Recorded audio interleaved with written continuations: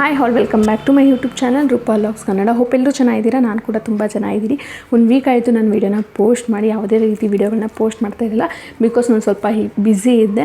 So ಅದಕ್ಕೋಸ್ಕರ ವೀಡಿಯೋನ post ಮಾಡೋಕ್ಕಾಗ್ತಾ ಇರಲಿಲ್ಲ. ಇನ್ಮೇಲಿಂದ ರೆಗ್ಯುಲರಾಗಿ ವೀಡಿಯೋನ ಪೋಸ್ಟ್ ಮಾಡ್ತೀನಿ. ಮುಂಚೆ ಹೇಗೆ ನನಗೆ ಸಪೋರ್ಟ್ ಮಾಡ್ತಾಯಿದ್ರು ಅದೇ ರೀತಿ ಸಪೋರ್ಟ್ ಮಾಡಿ ಅಂತ ಹೇಳ್ತಾ ಇವತ್ತಿನ ವೀಡಿಯೋನ ಮುಂದುವರಿಸ್ತಾ ಇದ್ದೀನಿ. ಪ್ಲೀಸ್ ನಾನು ನಿಮ್ಮ ಜೊತೆ ಒಂದು ವಿಷಯನ ಶೇರ್ ಮಾಡ್ಕೋಬೇಕು. ಅದೇನಪ್ಪ ಅಂತಂದರೆ, ನನಗೆ ಆಲ್ರೆಡಿ ಫಸ್ಟ್ ಪೇಮೆಂಟ್ ಬಂದಿದೆ ಯೂಟ್ಯೂಬ್ ಕಡೆಯಿಂದ. ಈಗ ಸೆಕೆಂಡ್ ಪೇಮೆಂಟ್ ಕೂಡ ಬರೋದಾಗಿದೆ. ಸೊ ಅದನ್ನು ನಾನು ನಿಮ್ಮ ಜೊತೆ ಶೇರ್ ಮಾಡ್ಕೋಬೇಕು. ಅದೇನಪ್ಪ ಅಂತ ಅಂದರೆ, ನಾನು ಯೂಟ್ಯೂಬಲ್ಲಿ ಸಕ್ಸಸ್ಸೇ ಕಾಣಲ್ಲ. ಒಂದು ಸಲ ಸಬ್ಸ್ಕ್ರೈಬರ್ ಮಾಡೋದು ಕಷ್ಟ ಆಗಿದೆ. 4000 ವಾಚ್ ಅವರ್ನ ಹೇಗೆ ಮಾಡೋದಪ್ಪ, ಅದು ಆಗೋದಿಲ್ಲ ಅಂತ ಹೇಳಿ ಯೂಟ್ಯೂಬ್ನ ಡ್ರಾಪ್ ಮಾಡೋ ಸ್ಥಿತಿಲಿ ಇದ್ದಿದ್ದು ನಾನು ಈಗ ಯೂಟ್ಯೂಬಲ್ಲಿ ಸೆಕೆಂಡ್ ಪೇಮೆಂಟ್ನ ತೊಗೊಳ್ತಾ ಇದ್ದೀನಿ. ಅದಕ್ಕೆಲ್ಲ ಕಾರಣ ನೀವು. ಅದಕ್ಕೆ ಥ್ಯಾಂಕ್ಸ್ ಅಂತ ಹೇಳ್ತೀನಿ. ಅದ್ರ ಜೊತೆಗೆ ನನ್ನ ಎಫರ್ಟ್ ಕೂಡ ಇದೆ. ನಿಜ ಹೇಳಬೇಕಂದ್ರೆ ನನ್ನ ಎಫರ್ಟ್ ಇಲ್ಲ ಅಂದರೆ ಖಂಡಿತ ಯೂಟ್ಯೂಬಲ್ಲಿ ಸಕ್ಸಸ್ ಆಗೋಕ್ಕೆ ಆಗ್ತಿರ್ಲಿಲ್ಲ. ಯಾಕಪ್ಪ ಅಂತಂದರೆ, ಇವಾಗ ನಾವು ಯೂಟ್ಯೂಬಲ್ಲಿ ಸಕ್ಸಸ್ ಆಗಬೇಕು ಅಥವಾ ಫೇಮಸ್ ಆಗಬೇಕು ಅಂತಂದರೆ ನಮಗೆ 2 ಚಾಯ್ಸ್ ಇರುತ್ತೆ. ಒಂದು, ನಾವು ತುಂಬ ಫೇಮಸ್ ಆಗಿರಬೇಕು ಬೇರೆ ಸೋಷಿಯಲ್ ಮೀಡಿಯಾದಲ್ಲಿ, ಅಥವಾ ನಮ್ಮ ವೀಡಿಯೋಗಳು ಅಥವಾ ನಮ್ಮ ಕಂಟೆಂಟ್ಗಳು ತುಂಬ ಚೆನ್ನಾಗಿರಬೇಕು, ತುಂಬ ಕ್ಲಾಸಿ ಆಗಿರಬೇಕು ಆ್ಯಂಡ್ ತುಂಬ ಹೈಜಿನಿಕ್ ಆಗಿರಬೇಕು. ಸೊ ಇವೆರಡರಲ್ಲಿ ಒಂದಿತ್ತು ಅಂದರೂ ಕೂಡ ನಮ್ಮ ಚಾನಲ್ಗಳು ಗ್ರೋತ್ ಆಗುತ್ತೆ ಆ್ಯಂಡ್ ನಾವು ಕೂಡ ಯೂಟ್ಯೂಬಲ್ಲಿ ಸಕ್ಸಸ್ ಅನ್ನೋದನ್ನ ಕಾಣ್ಬೋದು. ಬಟ್ ಈ 2 ಮೇಂಟೈನ್ ಮಾಡೋದು ನಮ್ಮಂಥ ಸಣ್ಣ ಯೂಟ್ಯೂಬರ್ಗಳಿಗೆ ತುಂಬ ಕಷ್ಟ ಆಗಿರುತ್ತೆ. ಎಕ್ಸಾಂಪಲ್ ನಾನು ಯೂಟ್ಯೂಬ್ ಬಿಟ್ಟು ಬೇರೆ ಯಾವುದೇ ಸೋಷಿಯಲ್ ಮೀಡಿಯಾದಲ್ಲೂ ಆ್ಯಕ್ಟಿವ್ ಇರಲಿಲ್ಲ.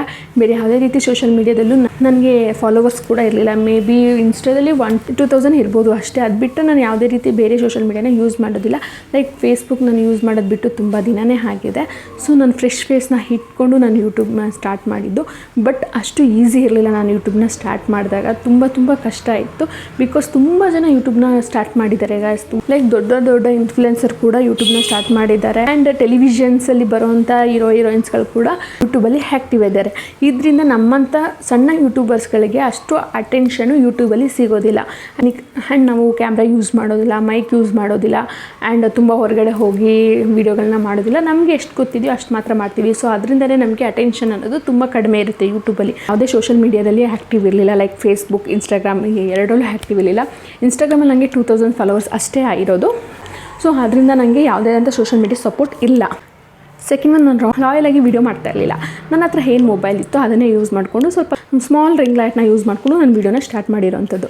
ಸೊ ಆವಾಗ ನನಗೆ ಯಾವುದೇ ರೀತಿ ಸಪೋರ್ಟ್ ಸಿಗಲಿಲ್ಲ. ಲೈಕ್ ಯೂಟ್ಯೂಬ್ ಆಡಿಯನ್ಸ್ ಕಡೆಯಿಂದ ನಿಜವಾಗ್ಲೂ ಯಾವುದೇ ರೀತಿ ಸಪೋರ್ಟ್ ಸಿಗಲಿಲ್ಲ. ಒಂದು 6 ಮಂತ್ ತುಂಬ ಕಷ್ಟಪಟ್ಟಿದ್ದೀನಿ. ಅದಾದಮೇಲೆ ಯೂಟ್ಯೂಬ್ನ ಡ್ರಾಪ್ ಮಾಡಿದ್ದೀನಿ. ಅದಾದಮೇಲೆ ಮತ್ತೆ ಸ್ಟಾರ್ಟ್ ಮಾಡಿ ಮತ್ತೆ ಡ್ರಾಪ್ ಮಾಡಿದ್ದೀನಿ. ಈ ರೀತಿ ಆಗ್ತಿತ್ತು. ನನಗೆ ಕೂಡ ಒಂಥರ ಮಾಡಲಾ ಬೇಡವಾ ಈ ರೀತಿಯೇ ಕನ್ಫ್ಯೂಷನ್ ಇಲ್ಲಿ ಇತ್ತು.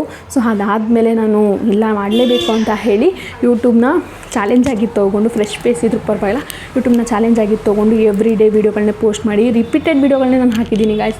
ನಾನು ನಿಜ ಹೇಳ್ತೀನಿ, ನಿಜ ಒಪ್ಕೊಳ್ತೀನಿ. ನಾನು ಯಾವುದೇ ರೀತಿ ಹೊಸ ಕಂಟೆಂಟ್ ಮಾಡದೇ ಇದ್ದರೂ ರಿಪೀಟೆಡ್ ವೀಡಿಯೋಗಳನ್ನ ನಾನು ಪೋಸ್ಟ್ ಮಾಡಿದ್ದೀನಿ. ಸ್ವಲ್ಪ ಎಡಿಟ್ ಮಾಡಿ ರಿಪೀಟೆಡ್ ವೀಡಿಯೋಗಳನ್ನ ಪೋಸ್ಟ್ ಮಾಡಿದ್ದೀನಿ. ರಿಪೀಟೆಡ್ ವೀಡಿಯೋ ಪೋಸ್ಟ್ ಮಾಡಿದ್ರು ಕೂಡ ನನಗೆ ಲ್ಯಾಕ್ ವ್ಯೂಸ್ ಬರ್ತಾ ಇತ್ತು. ಆ್ಯಂಡ್ ಸಬ್ಸ್ಕ್ರೈಬರ್ ಕೂಡ ಡೇ ಟು ಡೇ ಜಾಸ್ತಿ ಆಗ್ತಾಯಿದ್ರು. ಜಸ್ಟ್ 1,000 ಸಬ್ಸ್ಕ್ರೈಬ್ ಕಂಪ್ಲೀಟ್ ಮಾಡೋದು ಹೆಂಗಪ್ಪ ನೋಡೆ, ನನಗೆ 1 ಡೇಗೆ 1,000-2,000 ಸಬ್ಸ್ಕ್ರೈಬರ್ ಆಗ್ತಾಯಿದ್ರು. ಒಂದು ವೀಡಿಯೋ ಮೂಲಕ 500-1,000-2,000 ಸಬ್ಸ್ಕ್ರೈಬರ್ ಆಗಿದ್ದಾರೆ. ಸೊ ಇದೆಲ್ಲ ಆಗಿದೆ ಏನಪ್ಪ ಅಂದರೆ, ನಾವು ಸ್ವಲ್ಪ ನಮ್ಮ ತಲೆನ ಓಡಿಸ್ಬೇಕು. ಈ ರೀತಿ ಕಂಟೆಂಟ್ ಜನಕ್ಕೆ ಇಷ್ಟ ಆಗ್ತಲ್ಲ ಅಂದರೆ ಬೇರೆ ಕಂಟೆಂಟ್ ಮಾಡಬೇಕು. ಅದು ಇಷ್ಟ ಆಗಿಲ್ವಾ ಬೇರೆ ಕಂಟೆಂಟ್ ಮಾಡಬೇಕು. ಅದು ಇಷ್ಟ ಆಗಿಲ್ವಾ ಬೇರೆ ಯಾವುದು ಇಷ್ಟ ಆಗುತ್ತೆ ಅದನ್ನು ತಿಳ್ಕೊಂಡು ಆ ರೀತಿ ಕಂಟೆಂಟ್ ವೀಡಿಯೋಗಳನ್ನ ಮಾಡ್ತಾಯಿದ್ರೆ ಖಂಡಿತ ನಾವು ಕೂಡ ಯೂಟ್ಯೂಬಲ್ಲಿ ಗ್ರೋತ್ ಕಾಣ್ಬೋದು. ಅದಕ್ಕೆ ಎಕ್ಸಾಂಪಲ್ ನಾನು ಸ್ಟಾರ್ಟ್ ಮಾಡಿದಾಗ ಡೈಲಿ ವ್ಲಾಗ್ನ ಸ್ಟಾರ್ಟ್ ಮಾಡಿದೆ, ಸಕ್ಸಸ್ ಆಗಲಿಲ್ಲ. ಆ್ಯಂಡ್ ಶಾರ್ಟ್ ವೀಡಿಯೋಗಳನ್ನ ಅಪ್ಲೋಡ್ ಮಾಡೋಕ್ಕೆ ಸ್ಟಾರ್ಟ್ ಮಾಡಿದೆ, ಅದಕ್ಕೂ ಕೂಡ ಸಕ್ಸಸ್ ಆಗಲಿಲ್ಲ. ಅದಾದಮೇಲೆ ತುಂಬ ಪ್ರಯತ್ನ ಪಟ್ಟೆ ಯಾವ ರೀತಿ ಕಂಟೆಂಟ್ ಕೊಟ್ಟರೆ ಜನಕ್ಕೆ ಇಷ್ಟ ಆಗುತ್ತೆ ಅಂತ ಹೇಳಿ. ಅದಾದಮೇಲೆ ಶಾರ್ಟ್ ವೀಡಿಯೋ ಕಡೆ ತುಂಬ ಗಮನ ಹರಿಸಿ ಬರೀ ಶಾರ್ಟ್ ವೀಡಿಯೋಗಳನ್ನ ಅಪ್ಲೋಡ್ ಮಾಡ್ತಾಯಿದ್ದೆ.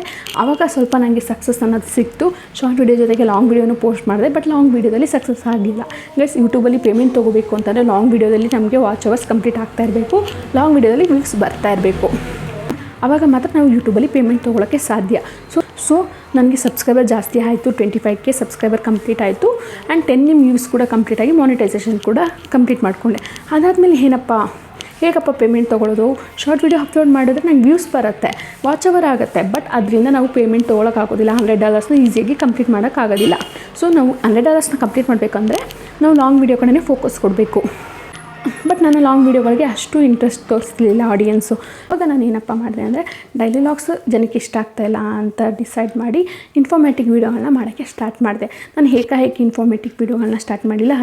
ಅದು ಮಾಡಬೇಕಂತಂದರೆ ಅದ್ರ ಬಗ್ಗೆ ನಮಗೆ ನಾಲೆಜ್ ಇರಬೇಕು. ಸೊ ಅದನ್ನು ನಾನು ತಿಳ್ಕೊಂಡೆ. ಫಸ್ಟ್ 1 ಮಂತು ನಾನು ಅದ್ರ ಬಗ್ಗೆನೇ ಸ್ವಲ್ಪ ಸರ್ಚ್ ಮಾಡಿ ಅದ್ರ ಬಗ್ಗೆನೇ ತಿಳ್ಕೊಂಡು ಅದಾದಮೇಲೆ ನಾನು ಇನ್ಫಾರ್ಮೇಟಿವ್ ವೀಡಿಯೋಗಳನ್ನ ಸ್ಟಾರ್ಟ್ ಮಾಡಿದೆ. ಸೊ ಇನ್ಫಾರ್ಮೇಟಿವ್ ವೀಡಿಯೋಗಳನ್ನ ಪೋಸ್ಟ್ ಮಾಡಿದೆ ಆ್ಯಂಡ್ ನನ್ನ ಪರ್ಸ್ನಲ್ ಎಕ್ಸ್ಪೀರಿಯೆನ್ಸ್ನ ಶೇರ್ ಮಾಡಿದೆ. ನಾನು ಹೇಗೆ 0 to 35 ಸಬ್ಸ್ಕ್ರೈಬರ್ನ ಕಂಪ್ಲೀಟ್ ಮಾಡಿದೆ ಅನ್ನೋದನ್ನು ಇನ್ ಡೀಟೇಲಾಗಿ ಯೂಟ್ಯೂಬಲ್ಲಿ ತಿಳಿಸ್ತಾ ಹೋದೆ. ಇದರಿಂದ ಸ್ವಲ್ಪ ಜನಕ್ಕೆ ಹೆಲ್ಪ್ ಕೂಡ ಆಯಿತು. ಆವಾಗ ಆಡಿಯನ್ಸ್ ನನಗೆ ಸಪೋರ್ಟ್ ಮಾಡ್ತಾ ಹೋದರು. ಸೊ ಅದನ್ನೇ ನಾನು ಕಂಟಿನ್ಯೂ ಮಾಡ್ತಾ ಬಂದೆ. ಅದೇ ಕಂಟೆಂಟ್ ವೀಡಿಯೋಸ್ಗಳು ಜನಕ್ಕೆ ಇಷ್ಟ ಆಗಿರೋದ್ರಿಂದ ಅದ್ರ ಬಗ್ಗೆನೇ ನಾನು ರಿಸರ್ಚ್ ಮಾಡಿ ಆ್ಯಂಡ್ ಅದ್ರ ಬಗ್ಗೆ ತಿಳ್ಕೊಂಡು ಅದನ್ನೇ ನಾನು ಯೂಟ್ಯೂಬಲ್ಲಿ ಪೋಸ್ಟ್ ಮಾಡ್ತಾಯಿದ್ದೆ ವೀಡಿಯೋ ಮೂಲಕ. ಸೊ ಅದರಿಂದ ನನಗೆ ವ್ಯೂಸ್ ಕೂಡ ಬರ್ತಾಯಿತ್ತು, ವಾಚ್ ಅವರ್ ಕೂಡ ಜಾಸ್ತಿ ಆಗ್ತಾಯಿತ್ತು, ಜೊತೆಗೆ ಡಾಲರ್ಸ್ ಕೂಡ ಬರ್ತಾಯಿತ್ತು, ಅಂದರೆ ಅಮೌಂಟ್ ಕೂಡ ಜಾಸ್ತಿ ಬರ್ತಾಯಿತ್ತು. ಇದರಿಂದನೇ ನನಗೆ ಫಸ್ಟ್ ಪೇಮೆಂಟ್ ತೊಗೊಳ್ಳೋದು ಕೂಡ ಸಾಧ್ಯ ಆಯಿತು. ಮಧ್ಯದಲ್ಲಿ ನಾನು ಪ್ರೆಗ್ನೆಂಟ್ ಇರೋದ್ರಿಂದ 1-2-3 ಮಂತ್ಸು ಯೂಟ್ಯೂಬನ್ನ ಸ್ಟಾಪ್ ಮಾಡಿದೆ. ಅದಾದಮೇಲೆ ಮತ್ತೆ ಕಮ್ಬ್ಯಾಕ್ ಮಾಡಿ ಮತ್ತೆ ಯೂಟ್ಯೂಬನ್ನ ಸ್ಟಾರ್ಟ್ ಮಾಡಿದೆ. ನಾನು ಸ್ಟಾಪ್ ಮಾಡೋಕ್ಕಿಂತ ಮುಂಚೆನೇ ಫಸ್ಟ್ ಪೇಮೆಂಟ್ನ ರಿಸೀವ್ ಮಾಡ್ಕೊಂಡಿದ್ದೆ. ಮತ್ತೆ ಸ್ಟಾರ್ಟ್ ಮಾಡಾದಮೇಲೆ ಈಗ ಸೆಕೆಂಡ್ ಪೇಮೆಂಟ್ಗೆ ತುಂಬ ಹತ್ತಿರವಾಗಿದ್ದೀನಿ. ಸೊ ಗೈಸ್, ನಾನು ಎಲ್ಲರ ಹತ್ರ ರಿಕ್ವೆಸ್ಟ್ ಮಾಡ್ತೀನಿ, ನನ್ನ ವೀಡಿಯೋಗಳನ್ನ ಆದಷ್ಟು ನೋಡಿ, ಆದಷ್ಟು ಶೇರ್ ಮಾಡಿ, ಆದಷ್ಟು ಕಮೆಂಟ್ ಮಾಡಿ, ಬೇಗನೆ ಸೆಕೆಂಡ್ ಪೇಮೆಂಟ್ನ ತೊಗೊಳ್ಳೋ ರೀತಿ ಮಾಡಿ ಅಂತ ಹೇಳ್ತಾ ಇವತ್ತಿನ ಈ ವಿಡಿಯೋನ ಎಂಡ್ ಮಾಡ್ತಾಯಿದ್ದೀನಿ. ಮತ್ತೆ ಸಿಗ್ತೀನಿ ಇನ್ನೊಂದು ವಿಡಿಯೋ ಜೊತೆಗೆ. ಅಲ್ಲಿವರೆಗೂ ಟೇಕ್ ಕೇರ್.